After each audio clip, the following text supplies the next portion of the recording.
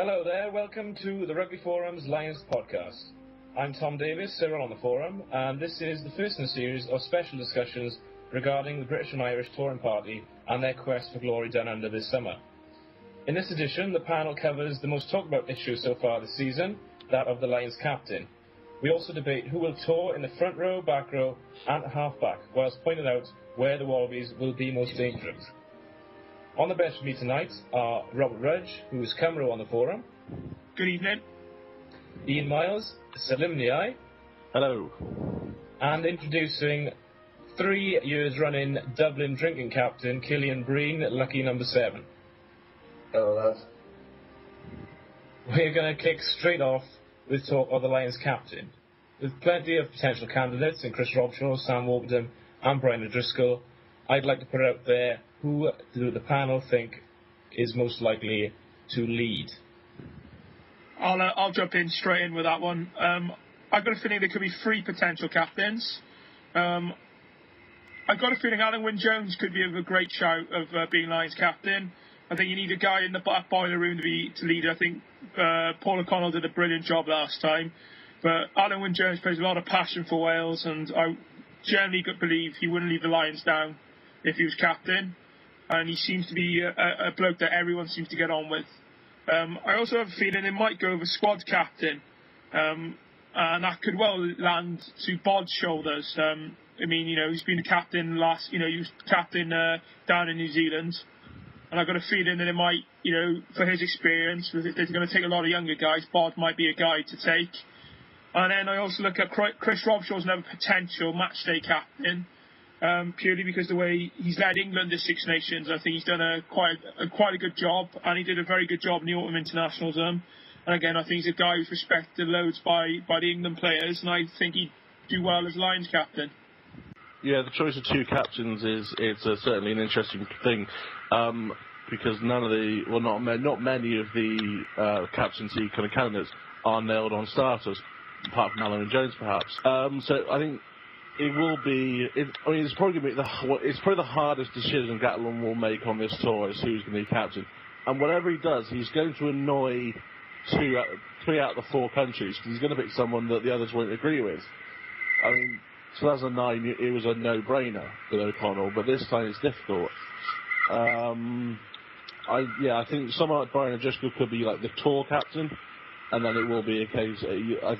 But then you've got to pick the same captain for the tests, obviously, because I imagine from the Australian point of view, if you've got a team who can't seem to know who their captain is, it's going to be a bit of a shambles. They're going to have a good time laughing at their press will kind of seize on that.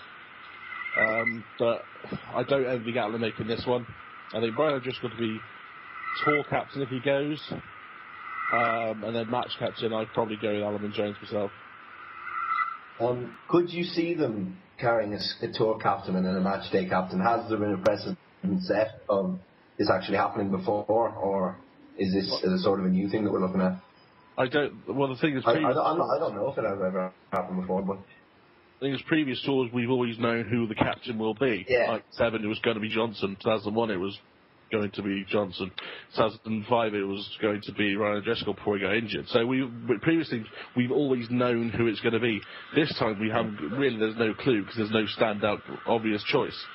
That's true. What do you think about outside choices for this? With O'Connell after coming back so strongly from Munster this weekend, I'm not sure about over in Great Britain, but over in Ireland at least, there's a huge amount of hype surrounding his return, and especially the performance he put in as both a leader and a player. How much I like Paul O'Connell, I just don't think I agree. he's going to be ready in time. It's the same thing as with me when we might discuss Lidget later on. I don't think you can even look at something like Lidget because there just won't be enough time for rugby for him.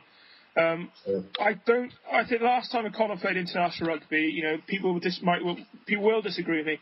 I just felt he looked quite tired as a guy. I know on the weekend he looked like a new man possessed, but for me, I think there are options, other options in that second row, who are gonna push him. And I don't think, he's got enough time to generally play himself in. But, Gatland might well know, Gatland will know different. Yeah, I think that's true, especially when you look at the calibre of second row around at the moment. Well, in particular, I think Joff Barling, I thought he had an exceptional Six Nations. I thought he was very, very good. And then moving quickly back to Iain's suggestion of having a tour captain and then a matchday captain, do we think that that's a sensible option? Would the Australians not latch onto that? And if say there was malcontent in the camp, and possibly a lack of direction or leadership. The only precedent that I can think of was the 2007 World Cup. Wales announced like a leadership group that involved Dwayne Peel, Stephen Jones, Alan Wynne-Jones, and Gareth Thomas, and we all know how that ended up. But I think that's because there's so many of them. If you name two, I think that you pretty know where you're going with that. To be honest, as I said. It's tough because there are generally no real standout candidates, to be honest, and I think that's something that Gatland, Roundtree, Howley, Farrell, Andy Irvine will all find very tough sitting around that table currently. They will be there scratching their heads, thinking which one of these boys can lead our tour to Australia. Yeah, because if you look at all four nations and their individual captain, you've got England with Robshaw.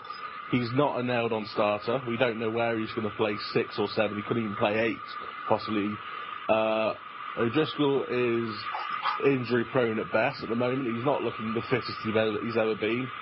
And you could argue his age is probably now beyond him. Wales' captain, again, that's changed so many times. Warburton had it, lost it. Ryan James has it now, but will he have it for much longer? I don't know. And I can't even remember who the Scotland captain is off the top of my head, which obviously isn't a very good selling point for the Lions.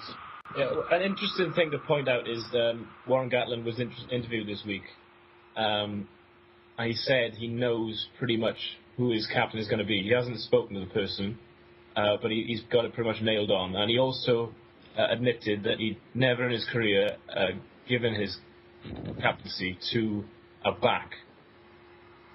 So, kind of cuts O'Driscoll out. What do we make of it? I mean, from a personal point of view, because I play in the forwards, I think that's where you generally want a guy to be, because they're the guys dogging it out up front, Forwards always win you games, and I think that's, the breakdown, the scrummaging, and the line-out. You need somebody constantly talking to the referee, and you look at Robshaw, and Alan Wynne-Jones, and maybe a few others. Those guys would be the best, probably, to have a chat with the referee, and try and get him on side, because part and parcel of international rugby now is ensuring that the referee is on your side. I think there's a huge mentality surrounding what a captain should be as well, and that's the sort of mentality we'll find in the forwards more so than the backs. Like when you look at I would consider O'Driscoll an exemplary captain, but not necessarily due to his position or anything. I would say it's because of the way he plays and the style of back balls to the wall constantly. He never give up attitude that he has, and that's something you really need in your captain. But it's something you'll mostly find out of a forward, and because the position, both the position and the mentality, are sort of they complement that the way of thought. Yeah, not many other 13s would have scored that try he did in Cardiff. They wouldn't be anywhere near that ruck if they were not most 13s. I think it's the more a player wants to immerse himself in the game, then the better a captain they're going to be. And you see that in Robshaw as well. He's absolutely everywhere currently. Who do we have as outsiders for the candidacy? I mean, there's talk of even getting Jenkins after he was the Welsh captain in the humiliation of England on the final day. Also, we've already mentioned Paul O'Connell. Who do you think? Sexton. He could be another shout. When he takes control of the game, and you give him that sort of trust, he really does perform. Like in against Northampton in the Heineken Cup final, he gave an exemplary performance. At the same time, he wouldn't be my choice for captain, but if we're talking outside, I think he's worth a mention. Could we consider, from a Scottish perspective, people like Kelly Brown or Richie Gray? I know they're not necessarily even touring, but Kelly Brown's not a bad shout, because he's played really, really well for Scotland in the Six Nations, and he's carrying it into his club. I mean, there is a chance he could play. You could look. But that's that all depends upon the makeup of the back row. He's not he's a good leader for Scotland. So I wouldn't be wouldn't say no to him. And who does each of the panel who would your captain be? Oh, for me, it'd be Alan Wynne-Jones. I think you made that pretty clear, Rob. Killian? For me, it's a toss-up now. It'd be a flip of a coin between Robshaw and O'Driscoll. At the same time, I'm not sure if Robshaw will be starting. At the same time as well, I'm not sure if O'Driscoll will. So it's a flip of a coin for me, I'd say. Iain? Sure, it's an impossible choice. I suspect Gatland could go somebody knows, so I wouldn't be surprised if Warburton gets it. But I wouldn't necessarily agree with that myself. But I can't pick it. Yeah, well, as soon as I saw Gatland's interview earlier, and he said that he knew who he was going to pick, my mind went straight to Warburton. So I would not be surprised if the Cardiff Blues flanker will be leading the Lions this summer. Moving on to discuss more specific positions. Talking about the front row for the Lions, what options do we have? It's historically, at least the last decade anyway, it's been a poor area for the Australians, and one that the Lions should target. Well, we could go into, for at loose head to start anyway, we're going to go into the age-old debate of who deserves it, Gatland or Healy, and I'm sure we've all got conflicting opinions on this, but whoever you pick, you've got two fantastic operators. They're world-class, in fact. Yeah, I think Healy, started Six Nations, you couldn't really argue with the guy. I think where his little indiscretion against England and with Cole might well cost him a possible chance, because Gatland is pretty hot on his discipline. I know Gatland came back strongly towards the end of the Six Nations and was part of a formidable front row for Wales. And I'm a big Gatland fan, but I generally think Healy will shade it. Yeah, I go along with that as well. Healy is on his day. He's a destroyer. He's fantastic in the loose. He's quick for a prop. His scrummaging might not be up to the same level as Jenkins, but that's not to say he's a slouch. So I think on balance, I would probably go Healy to start the test. Then you bring on Jenkins about 55-minute mark, just to really kind of punish the Aussies a bit more. But then, saying that, you could do the same with putting Healy coming on at 55. Yeah. Because Yeah. he's more of a destructive runner, and I think if the Australians are tired with the battering up front, he could be another guy to come off the bench, and he loves to run with the ball, and he could really do some damage. But as I said, it's combinations again. If you partner with that, if you're gonna have Adam Jones at tight head, say now. You'd have to look at probably Healy at loose head. I know Jenkins started with Wales, but I just think Healy could well be that guy. It's all about combos, really. I definitely think that's a good point. I mean, if you were to start Gatland, he's many people acknowledge that he's like a third flanker. He could do his work around the park as well as putting a shift up front. He's not like he's going to be mullered by the opposition, and Healy is robust and strong enough to come on with 25-30 minutes to go. The field's opened up a bit, and he can really do some damage. Yeah, that's what I see it could possibly happen. I think that's what Gatland might look at. And I know that's going to be quite tough on Healy, but I think that's where Healy's probably going to be best utilised for the Lions, to be honest. Who would we be looking at for hooker then? Because that's, in my opinion, that'd be a real sort of. There's no real standout player currently. I've got three written down here.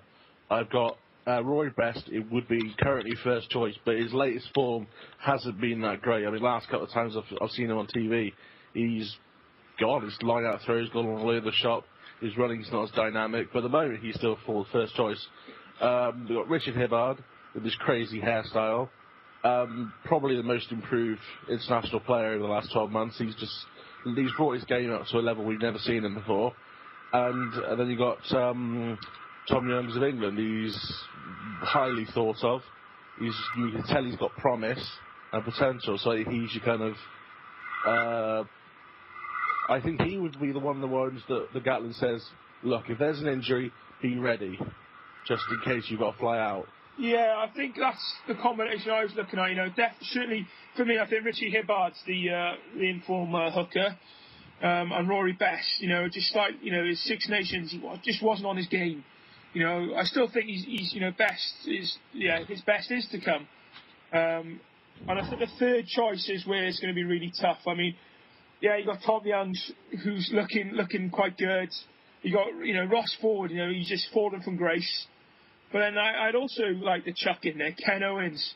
Now, this guy's come off the bench for Wales quite a few times in the Six Nations, and his impact was outstanding. I know, possibly a bit of Welsh biasness there. But I look at taking Ken Owens, but I wouldn't say no to Tom Young's either. Moving on to tight head, if you consider the last day of the Six Nations, the two there, Adam Jones and Dan Cole, I think there was only one winner in that contest. I know they weren't directly opposite, but the Welsh scrum that day definitely had the upper hand. Is Jones the starter in Australia? Yeah. He'd be my starter anyway. I think so. I think if you're going to, people talk about Dan Cole's work rate around the park, but the last two games for Wales, Adam Jones is all over the place. I mean, I said, I turned to the gentleman next to me, who's a big Adam Jones fan, and in the game against England, and he was just literally everywhere. I've never seen him move about the park that much. I know he does it for the Ospreys from time to time, but for Wales, it's the first time I saw him generally, getting involved, carrying, and making more tackles than ever.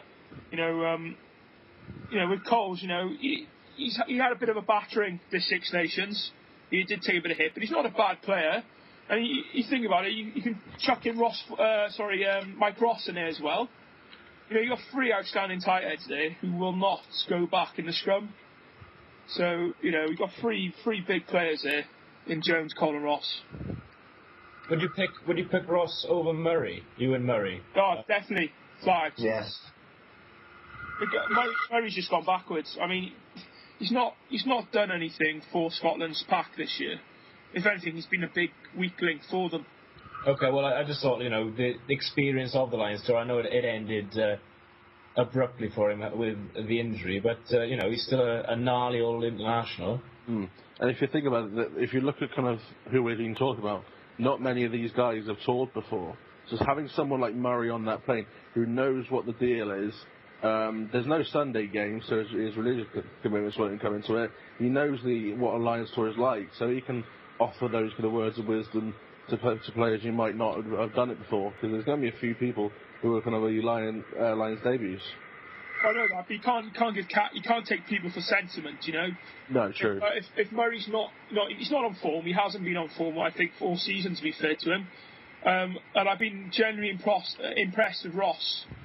For Ireland, he's done. Him and Healy have done really well. And I think when Ross hasn't played or had to come off, they generally haven't. The scrum hasn't fared well for Ireland. I don't know what Killian thinks. Killian might. Yeah, completely. Mike Ross is the anchor in that scrum, really, for the Irish at least. And although when you look at Adam Jones, he's an incredible scrummager, and Dan Cole as well is another powerful man. Mike Ross stood up to them. Well, he might have driven them back, but he stood up to them in the games that they played, and he would be a valuable member down south, I suppose. Well, wouldn't be my first choice, but he'd be valuable, I'd say. Moving back to the other side of the scrum, we kind of brushed over that. We got Cian Healy and Gethin Jenkins. Who would you take as the third loose head as backup? I mean, there's a couple of options. You've got Marco Vunipola, Joe Marler, even Andrew Sheridan down in Toulon. I wouldn't take any of those three, to be honest. It's a tough thing, I think. Ronnie Grant from Scotland really stood up this Six Nations for me. I haven't seen much of him, but he looked really, really impressive at loose head for Scotland. And then, knowing Gatland and knowing Roundtree, they might look at Paul James. I think Paul James is a strong scrummager. So I think they might look at taking him or Grant. I know Sheridan is going to be stuck with Toulon. Vunipola got an absolute, and Marler got an absolute lesson taught to them by the Welsh pack. And I wasn't really impressed with either their scrummaging You know, I don't think you can take players just for their running game, to be honest. No, the props job first and foremost is a scrummager. They can be as good as you like in the loose, but if they can't scrum, there's no point taking them. And that's I think the problem with through the polo. I mean, I spent a year watching him when he played down Bristol. There was no doubting how kind of strong he was with ball in hand, but you could see even then he was getting kind of in trouble against the big packs. I mean, he's improved a lot just with his work in Saracens, but he's still got a way to go before he's considered a top quality prop. So his scrummaging's not quite up to level yet. So, Rob, as our front row expert on the panel, what is the selection for the Lions front row? As I said, Healy and Jenkins are loose head, and I'd probably take Ronnie Grant. And then a hooker, then I'd personally take Hibbard, Best, and Owens. And then at tight head, I'd take Jones, Cole, and Mike Ross. Excellent stuff. Moving on to the back row. This is obviously a very competitive area, and quite a few excellent players will be staying at home. Who do you reckon will be on the plane? On the plane? Yeah. Lucky the main thing about the back row is finding that balance between the poaching for the ball, the carrying and the tackling, and it's going to be a very difficult job, especially considering the amount of talent on display in the back row.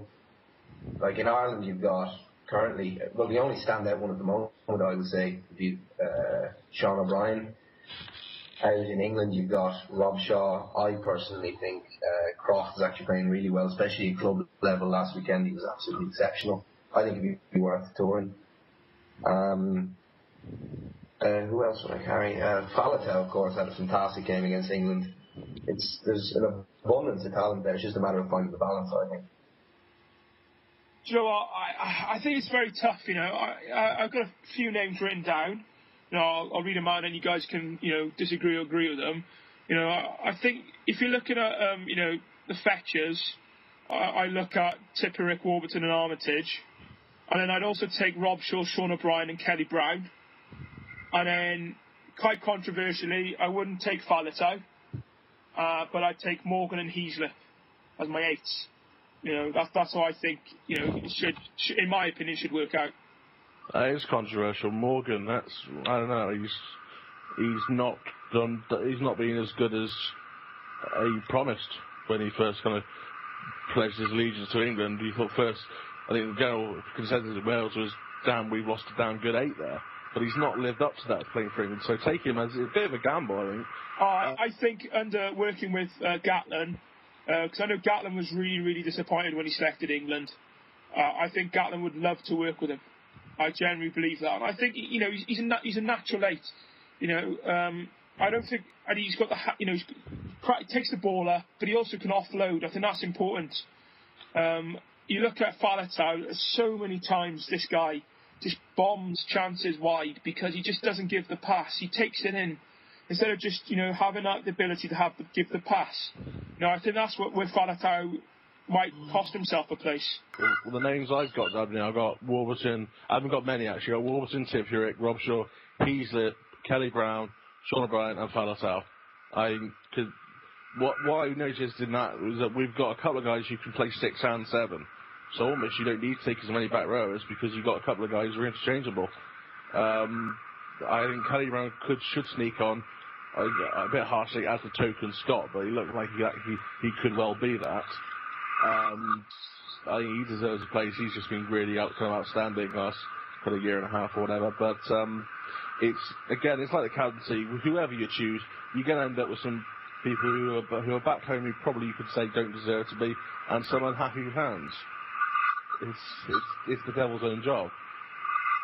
Yeah, I've gone for Brown as well. I think he's been excellent in the Scottish back row. I don't know whether he'll be going as an open side, which is where he was playing in the Six Nations. I've pretty much got the same list as Iain. Did you mention Sean O'Brien?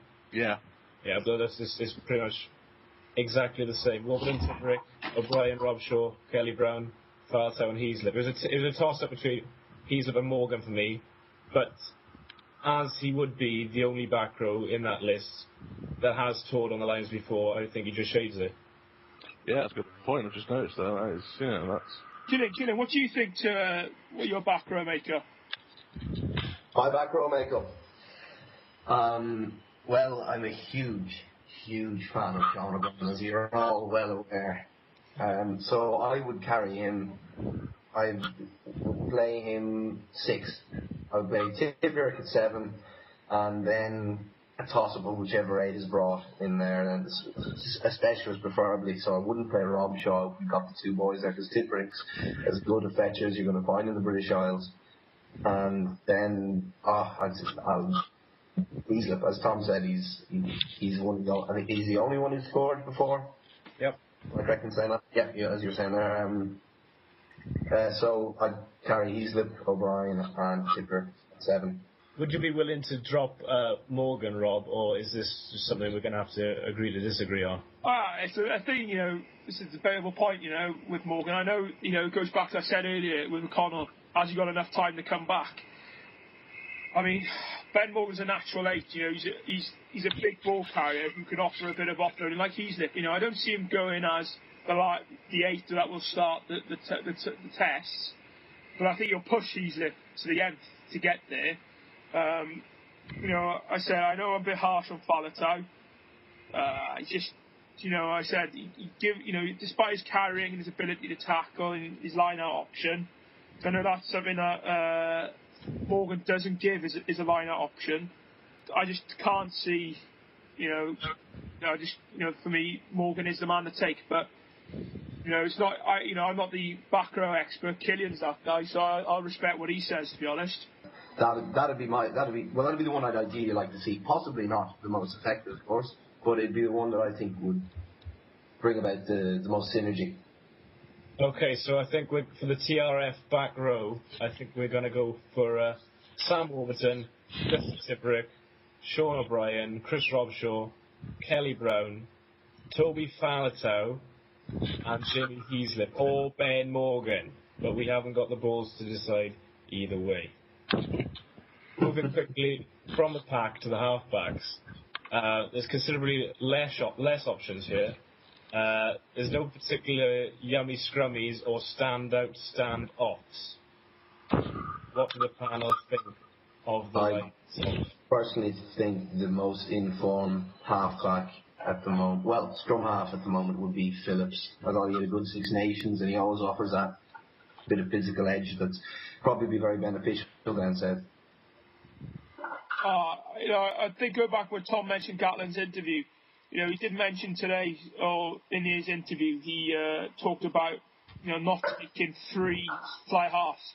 So that raises an interesting point, whether, would you take Greg Laidlaw as your third scrum half, who can also then switch in to play a fly half? I mean, it's quite an interesting combination. I've gone for Danny Kerr because I think he was outstanding. Him and Youngs as well, Ben Youngs, they were outstanding for England. And I'd take Greg Laidlaw. I know, again, missing Mike Phillips, is probably won't happen. But I don't like Phillips compared to Young and Kerr, and of course Laidlaw being that guy you can interchange at 9 and 10. That is hugely controversial, that is, Rob. Controversial night, innit? I mean, in my list, I've got Ben Youngs, Mike Phillips, and I've gone for a Laidlaw as a utility halfback, in inverted commas, after Gatland's admission that there'll only be 2 fly halves. I think the fact that he can play both positions will work in his favour. Yeah, I've got Mike Phillips down. I've got Danny Kerr. I think Kerr is much better than Ben Youngs. His all-round game his runs are a bit sharper, and his kicking game is much better. His discipline off the field, well, that's not really for this, but I think you've got to take that slightly into consideration based on that interview Gatland did a few months ago. I got Colin Murray / Laidlaw. I can't work out. I think Colin Murray he can play a lot better than he has been, but he's too similar to Phillips. So, and based on the fact that Gatland said he's limiting his 10s, I think Laidlaw will sneak up on purely on his kind of versatility. Going back to Danny Kerr, I don't really particularly agree with watching him over the last month. I know he's quick and he can snipe, but the last 2 rounds of the Six Nations have really gone off him. I mean, his performance against Italy was shocking. I mean, his up and under that went backwards, Nicky Robinson-esque, costing them the try in the corner, and then he was awful when he came on against Wales. He bombed a chance completely on the Welsh line. He kicked it dead. I'm not convinced. I think Youngs is a much safer option. Kerr plays well when the team's playing well. I think we've noticed that when England are firing, he is the guy who's driving it. And yeah, when they're not so good, he goes missing. I don't know. There's something in his game that I've always preferred over Youngs. I can't really pinpoint it because they're very, very, very similar players. But I would pick Kerr kind of 9 times out of 10 over Youngs. I'd agree with that. Now, I would always carry Kerr ahead of Youngs. For some reason, I just find Youngs is very, very inconsistent. You know, yeah, looking at it, you know, that's what I liked about England's plan at times in the Six Nations. Kerr and Youngs offered different things. You know, they did in the autumn as well. And I think you've got to look at Danny Kerr's club form as well. He's been outstanding for Harlequins when he's played. Mm-hmm. Whereas Ben Youngs, you know, he has drifted in and out, but to be fair, both of them as a combo worked pretty well. I don't agree with Iain taking Conor Murray. I just don't think he's that good, to be honest. You know, Mike Phillips, you know, he has his moments, to be honest. You know, he's a type of scrum half. If you're playing the Lions tour to South Africa, I'd say yes, because you need a physical scrum half to take on, you know, their back row and stuff. But I don't think his service is going to be is good enough, to be honest. But I know, you know, that's my personal opinion. Well, moving to fly half for now. There's a couple of options. Not that many of real quality stand out, but Killian, surely Johnny Sexton's got 10 stamped on his back. Well, that's a belief around here anyway. He's an exceptionally good fly half, and I'd consider him probably second best in the world currently. That said, Farrell's shown some very good form recently, and he's definitely in with the shout as well. I think Farrell's is a fragile player, to be honest. You know, mentally, I don't think at times he's in the game, because once he's on the back foot, he sometimes shies away. And I think the only way he'll get on this tour is by his dad pestering him to get on there, because for me, I don't think he should be there. You know, for me, I'd definitely take Sexton if he's fit. And then I'd look at taking either Bigger or Wilkinson. Now, I know, Iain, you're not a fan of Wilkinson, but again, it goes back to a guy who's been on form this season for too long, and a guy who's been there at the big occasions. He's also, you know, he's played numerous times for the Lions. I mean, he's a guy you can't overlook, to be honest. Yeah, sure, I can't really disagree with that. Sexton's nailed on. But to me, it's a flip of the coin between Bigger and Farrell. And Bigger scares me. He might have had a good Six Nations, but he's not had the best of careers so far. He's not lived up to his hype. He scares me. He would never have played anything even close to Lions Tour before. And I think that could just be too much for him. Too much too soon. So I would go Farrell, purely in the fact that I think Farrell, he might look fragile, but to me, actually gives off a sense of kind of composure. When he's in that game, he's in the zone like no one you wouldn't believe. He can go missing when his game's slightly off, but I think when he's on his top form, he has this sort of kind of you look at him taking a kick, nothing will bother that man.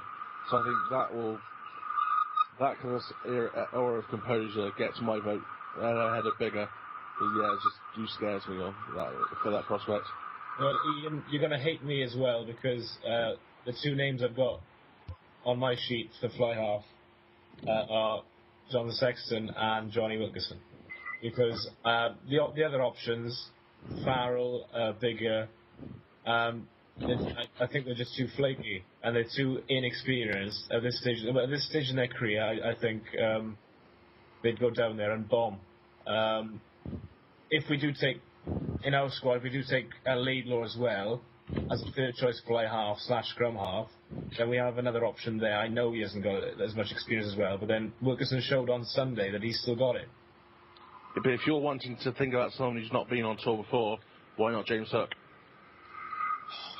I mean, I know he's played well for Perpignan, but when he had the small chances for Wales this Six Nations, he failed to stand up against France. You know, he had a perfect chance of 10 minutes to really show why he should be that 10 and not bigger. And instead, he just decided to kick the ball out at the end. You know, when he had a chance to run, he dropped the up and under that came to him. I mean, you know, he wasn't under any pressure. He just looked lethargic. 10 minutes is hardly enough time to even remotely stamp your authority on a game. Even if you make all your kicks or whatever, 10 minutes is not enough. We would to make an accurate assessment, I think you need to see him for kind of half an hour, 40 minutes. But I think the whole argument for Wilkinson is he's been on Lions tour before, he's got the experience. Well, Hook went in 2009, but he went in 2005, I think, didn't he? Or did he not? I can't remember. That was too early for him. That's too early for him. He went in 2009. He won us a game in 2009, on more than one occasion, I think. That Cheetahs game, he kicked every single thing going. But he was a Wales regular, though. At that point, he's not a Wales regular. I know that's saying England are not, you know, Wilkinson, sorry, is not a regular. But yeah, I could disagree with every single thing they're saying for probably about 3 hours, so it might best move on this one. Well, that's best we do then. So who are we going to go for halfback, scrum half and fly half? I think Iain, our resident backs expert, can stick with this one. The guy who played one game at 12 is about 15. The rest of his life slumming it at 4 and 5. Right, Phillips and Sexton are 10s. 9 and 10s is you're almost kind of nailed on. And then I would, as backups, I take Kerr and Farrell. Right, okay. Possibly not the choices that the rest of the panel will make, but we'll go with them. We'll stick with them. We'll move quickly on to the opponents. Won't leave too much time for this, but Australia are second in the world rankings and are always a danger.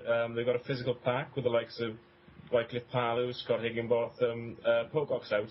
Injured, of course, but they have a more than able deputy, Michael Hooper, at 7. Bulgaria is always a handful. Where do you see them being most dangerous? Go on, Killian. Well, with Australia, when you think of the stereotypical Australian team of the last many, many years, is flair out wide and strengthen the backs and playing this lovely running game, and I still think it's going to stand them against the Lions. And so that'll be the point where I'd find the greatest threat. I've narrowed it down to 3 things, really. I look at scrum half. You know, if Will Genia is on his game, I mean, he could seriously ruin Lions, you know, chances of winning tests because he can just create something out of nothing. I look at then, you know, Killian said, you know, looking at the wingers, you know, the guys out wide. You know, I look at, you know, Digby Ioane again is a guy, he can just create something out of nothing. You know, and then I look at who they might shove on the other side to him, and Falau.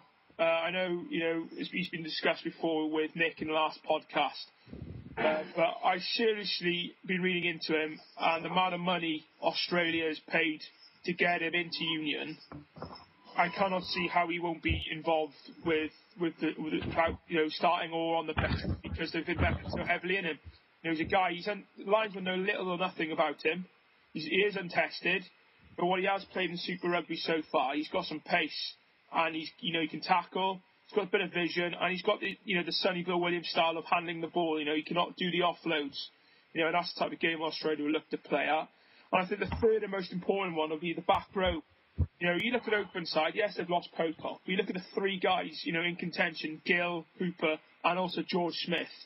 You got 3 class guys there who again could disrupt ball for the Lions. I think if there was some sort of parallel universe where we were all Australian, we'd be talking about the exact same thing on the flip side. They'll be dominate the scrum. That'll be the first thing they would look for. The back row, and in the backs, that's obviously the whole team basically.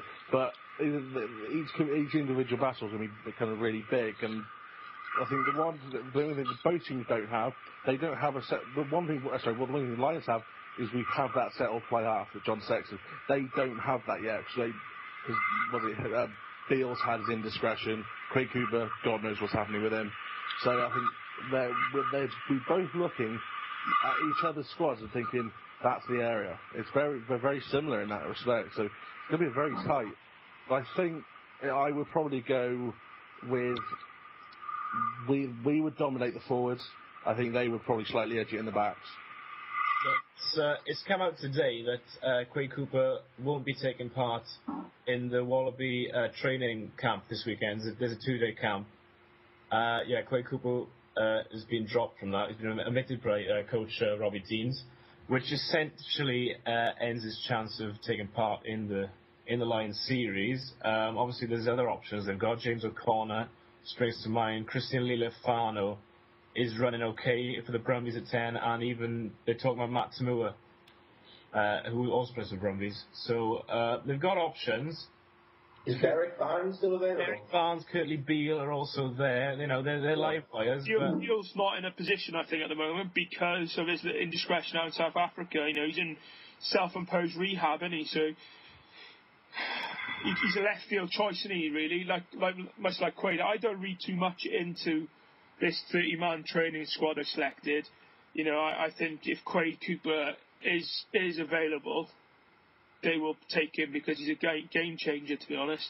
Okay, right. Well, who do the panel see as being the live wire, the spark that will get this Australian team going and could potentially win them the series?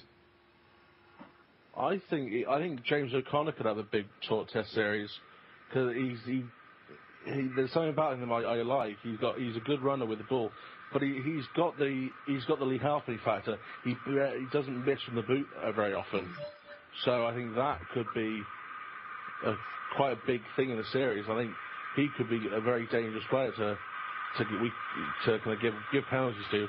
I think we need to kind of limit that. Don't give him the chance to not say 12, 15 points a game over from the ground. Yeah, I look at Will Gainey again. I know I said him before. This guy again can create anything from nothing. You know, I remember watching him a few times. You know, for the Reds, but also for Australia. I think in Wales, that last try. You know, so not the last try in the second test. I think that break, the break he created to score the try. I mean, you know, there was just nothing on, and he just runs. You know, sidesteps a few guys, throws a couple of dummies, and he's in. I think that's, you know, give him the space and broken play, he is really, really dangerous. Definitely exciting stuff. But the final hooter has sounded tonight, and that is all we've got time for. My thanks to Iain, Killian and Rob for all their thoughts. Hop over to therugbyforum.com where you can read and take part in discussions about the Lions, as well as the Heineken Cup, Super Rugby, and much more in our dedicated forums. Thanks for listening, and catch you next time. Music used in this podcast is taken from The Planets by Gustav Holst and was recorded by the United States Air Force Heritage of America Band.